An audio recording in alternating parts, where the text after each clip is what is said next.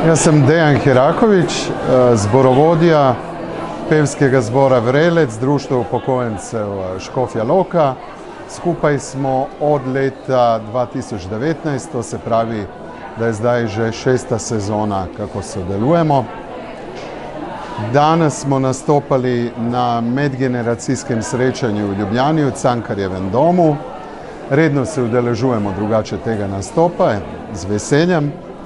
Predstavili smo se s 3 pesmi, in sicer z 2 koroškimi, ljudski, ena bolj počasna, melanholična, malo čez Izaro, ki prepoveduje o pretoku časa, o tem, da vse enkrat mine. Včasih smo malo žalostni zaradi tega, no na koncu vendar življenje gre naprej. Še eno, bolj hitro, Sem se rajtov ženit, šegava, vesela pesem, tudi koroška, pa še ena skladba srpskega komponista Mokranjca, venček ljudskih pesmi Druga Rukoved iz moje domovine. Zdaj se pa še vi predstavite, vi ste verjetno predsednik, ne? Jaz sem Ferdo Pozvek, predsednik mešanega pevskega zbora Vrelec iz Škofje Loke, ki deluje pod pokroviteljstvom Društva upokojencev Škofje Loka. Zbor je bil ustanovljen leta 2000.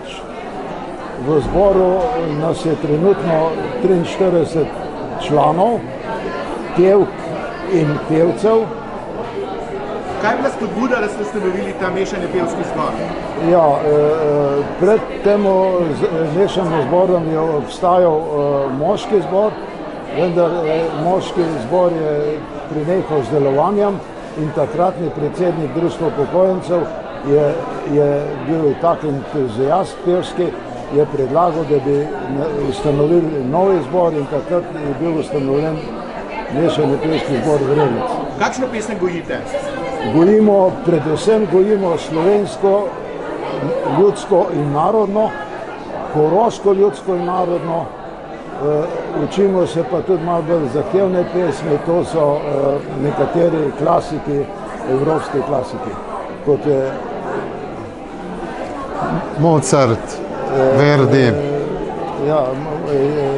Giuseppe Verdi, Mozart, pa Franz Schubert, pa tako. Pojemo tudi pesmi drugih republik nekdanjih, srpske, makedonske in tako naprej. Ste slišali, da ste pobrali kar precej nagrad? Ja, odkar je zbor prevzel gospod Herakovič, smo prišli do višjega nivoja umetniške kakovosti. Seveda pripeljali smo tudi kar nekaj novih pevcev k vsakemu glasu, s tem smo zbor pomladili in pa nadomestili tiste, ki so prenehali s petjem, bodisi zaradi bolezni, bodisi nekaj jih je tudi umrlo, tako da nadaljujemo v smeri kakovosti predvsem. Ne samo, da se družimo, jasno, da je druženje tudi pomembno, ampak za nas je pomembno, da kakovostno pojemo. Kako se pa pride do te kakovosti?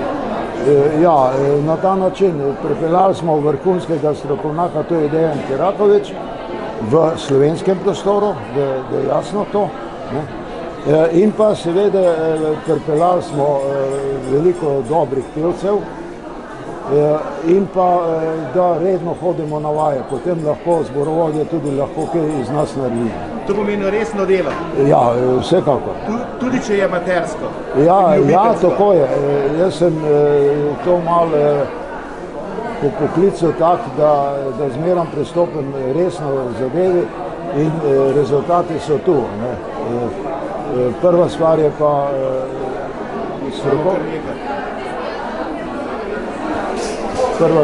pa strokovno vodenje gospoda Herakoviča, ki je zborovodja, kot rečeno, od leta 2019. Nastopamo v različnih krajih, na leto imamo približno 10 nastopov, en nastop na mesec, 10 mesecev, 2 meseca se vzamemo prej, julij pa avgust. No in pred nami je 25.10. je nastop v domu ostarelih v Preddvoru, kjer biva znana pesnica slovenska Neža Maurer, ki je dolgo leta živela v Škofji Loki in mi tudi pojemo eno pesem, ki je ona zložila, to je Loka in grad. No, 7. decembra pa imamo tradicionalni prednovoletni koncert v Kristalni dvorani v Škofji Loki. Sem opazil, da je vaš mešani pevski zbor precej medgeneracijski. Ja, hvala. Kako vam to uspe? Hvala. No, še to bi lahko povedal. Letos smo se udeležili, tako kot vsako leto, pokrajinske revije pevskih zborov Društva upokojencev, kjer smo ponovno že drugič osvojili po oceni strokovne žirije prvo mesto. Kaj bi mogoče še vi dodal? Jaz bi se zahvalil gospodu predsedniku za vse lepe besede, ki jih je izrekel. Meni je lažje delati z zborom Vrelec iz enega razloga, da so to večinoma pevci, ki so že od nekdaj peli.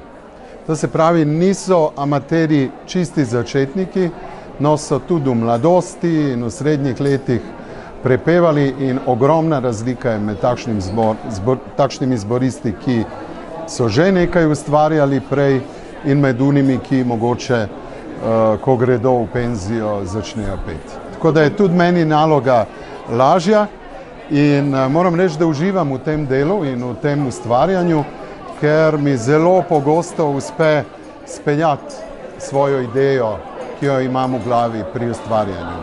To pomeni, da ste uspešni na pedagoško, andragoškem, glasbenem področju. Pa trudim se. Ja, to naj drugi povejo. Hvala lepa za pogovor.